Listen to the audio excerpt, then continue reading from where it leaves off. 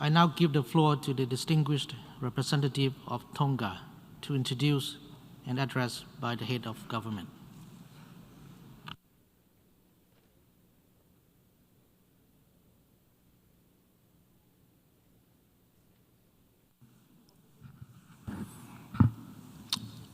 Mr. President, Mr. Secretary General, Excellencies, I have the distinct honor and privilege to introduce the Prime Minister of the Kingdom of Tonga, the Honorable Reverend Dr. Pohiva to present Tonga's national statement via a video recorded format to the General Assembly of the United Nations on this general debate today. I thank you, Mr. President. Mr. President, it has been over a year and a half from when the COVID-19 was declared a pandemic, disrupting the flow of economies and social infrastructure worldwide. But it is by God's grace that the Kingdom of Tonga remains COVID-19 free. And while so many lives have been claimed in the wake of this pandemic, Tonga commits to multilateralism, thereby supporting the theme for this session as introduced by Your Excellency as President of the General Assembly for the 76th session entitled Building Resilience Through Hope to Recover from COVID-19, Rebuild Sustainably, Respond to the Needs of the Planet, Respect the Rights of People, and Revitalize the United Nations. On that note, I congratulate Your Excellency on the assumption of your presidency at the 76th session of the United Nations General Assembly and assure you of our full support throughout this session. I express our gratitude to your predecessor, His Excellency, Mr. Volkan Posker, in successfully spearheading the 75th session of the General Assembly during the unprecedented and most difficult times. I congratulate His Excellency, Mr. Antonio Guterres, on his reappointment as Secretary General of the United Nations to a second term and commend his leadership in navigating the operation of the United Nations under the undesirable circumstances of the pandemic. Mr. President, I express our sincere condolences and solidarity with all member states afflicted in the loss of lives due to the pandemic while confronted by natural disasters and other tragedies. While Tonga remains COVID-19 free, we have not been spared from the socio-economic consequences thereof, worsened by an already dire economic situation facing many of our small island developing states as ideas. Tonga is fortunate to be the third country in the Pacific to receive the COVID-19 vaccine doses in March 2021 through the COVAX facility. To date, approximately 1/3 of the population have been vaccinated, and Tonga claims to vaccinate up to 70% of the population by end of 2021. Accordingly, Tonga joins other leaders in calling for timely and equitable access to COVID-19 vaccines. Tonga supports to strengthen regional and global early pandemic and disaster planning and resilience building efforts. I express our sincere gratitude to all development partners, including the governments of New Zealand, Australia, China, Japan, United States of America, India, United Arab Emirates, to name a few, and to international organizations, the World Health Organization, UNICEF, CEPI, Asian Development Bank, and the World Bank for their most generous financial and humanitarian assistance through the COVAX facility, which have facilitated Tonga's response to remain vigilant amidst this global pandemic. Mr. President, in the light of the continued COVID-19, the fourth session of the Intergovernmental Conference of the Conservation and Sustainable Use of Marine Biological Diversity and Areas of Beyond National Jurisdiction, PB&J, has been further postponed to 2022. The progress of PB&J work through dialogue on relevant topics is well underway. Tonga is grateful for the commitment by the International Seabed Authority, ISA, to further building the capacity of developing states through the recent workshop of the Abyssal Initiative Project, which was jointly organized by the ISA and the United Nations Department of Economic and Social Affairs in July 2021, in cooperation with the Cook Islands, who hosted the workshop, and with the support of the Norwegian Agency for Development Cooperation, NORAD. Tonga looks forward to hosting the final workshop of the Abyssal Initiative Project later this year. Mr. President, Tonga, along with other leaders of the Pacific Islands Forum, at the 51st Forum Leaders Meeting recently held on 6 August 2021, reaffirmed that climate change is the single greatest threat facing the Blue Pacific, while recommitting to the goals enshrined in the Paris Agreement. Tonga has been ranked by the World Risk Report 2017 as the second most at-risk country in the world to natural disasters such as cyclones, flooding, and sea level rise. While Tonga contributes to a negligible amount of global greenhouse gas emission, we are ambitious in supporting the goal of limiting global warming through the submission of our second nationally determined contribution NDC in 2020, and in line with the timeline under the Paris Agreement.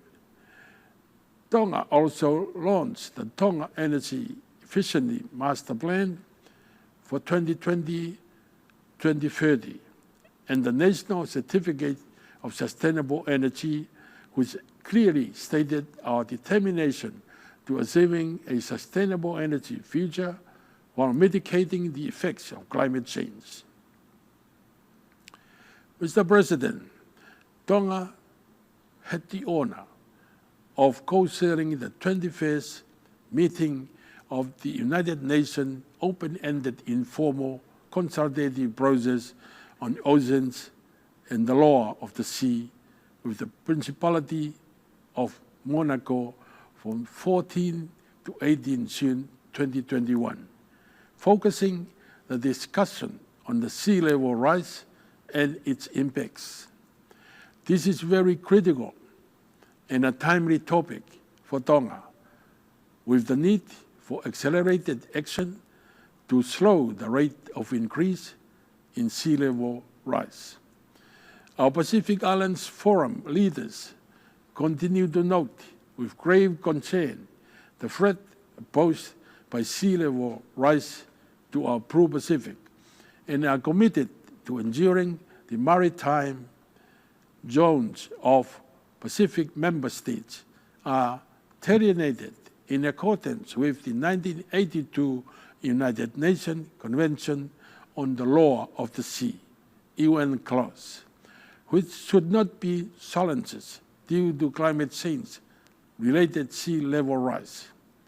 The Pacific Islands Forum leaders supported the development of a draft declaration on preserving maritime zones in the face of climate change-related sea level rise. The sixth assessment report of the Intergovernmental Panel on Climate Change, IPCC, provides the most up-to-date physical understanding of the climate change system and climate change, for which it's made a clear call in their comprehensive assessment report on the ocean for the ocean action to prioritize adaptation and mitigation measures. The 2021 IPCC report alluded to global mean sea level keeps rising even in the lowest scenarios of low emissions. However, should countries fail to reduce greenhouse gas emissions, it is highly likely that this will result in an increase on the average of sea level 5 times. That is low emission, and it's not an option specifically for Tonga and the low-lying small island states in the Pacific. The Pacific region, because of its peculiar setting of low-lying small island states and atoll, is unfortunately experiencing sea level rise at a faster rate, to which are most vulnerable to. The impacts of which are set to hinder the progress of achieving Sustainable Development Goals and the 2030 Agenda. Mr. President, Tonga calls on major gas emitters to urgently commit to stronger climate action through robust strategies to achieving a net zero carbon by 2050. The commitments already made by leading countries to curb greenhouse gas emissions are most welcome and held in high regard. We look forward to participating in the 26th United Nations Climate Change Conference of the Parties, COP26, in Glasgow, United Kingdom, from 31st October to 12th November 2021, with the view of accelerating action towards achieving the goals of the Paris Agreement. Mr. President, the Secretary General's report on developments and issues relating to ocean affairs and the law of the sea addresses the continued importance of the blue economy. The sustainable use of the ocean's resources and preserving the health of ocean ecosystems are critical given the strong linkages between the people of the Pacific region and the ocean, for which they rely upon for their livelihood. The declining health of oceans due to the considerable amount of living coral lost, overfishing, growing number of ocean acidification, and the problem of marine plastic pollution poses great risk to our food security, livelihoods, and the environment. It is therefore urgent for us to call on others to assist in reversing the declining trend affecting the ocean as our traditional provider and to achieve the ocean-related sustainable development goals and the implementation of the Samoa pathway. We like to stress the need for urgent action to addressing sustainable livelihoods while upholding the legal framework as set out under the UN clause. Mr. President, it is very disheartening to see the global pandemic, now entering the second year, has caused major disruption in the achievement of the 2030 Agenda for Sustainable Development. On that note, we are grateful for the positive engagements thus far with the United Nations Office of High Representatives for least developed countries, landlocked developing countries, and small island developing states, the World Health Organization, the United Nations Department for Economic and Social Affairs, the UNDP, the UNSCAP, the United Nations Office for the Coordination of Humanitarian Affairs, the United Nations Resident Coordinator in the Pacific, non-government organization, civil society organization, and the development partners. I acknowledge with gratitude the successful completion of the term of employment for Mrs. Fekita Moeloa Katoa Utoikamano as Under-Secretary General and High Representative for the least developed countries, landlocked developing countries, and small island developing states. The opportunity afforded to one of our very own from Tonga and the Pacific, considering the underrepresentation of our country in the Pacific at the higher rank of the United Nations, is deeply valued. Mr. President, I conclude by reaffirming our commitment to sustainable development and resilience through multilateralism, recognizing the Asian call for action in response to nature and the environment while being mindful of what humankind so deserve. And with hope and determination, a more secure and durable future is envisaged through creative partnership and peaceful cooperation. I thank you. On behalf of the General Assembly, I wish to thank the Prime Minister and Minister of Public Enterprises of the Kingdom of Tonga for the statement just made.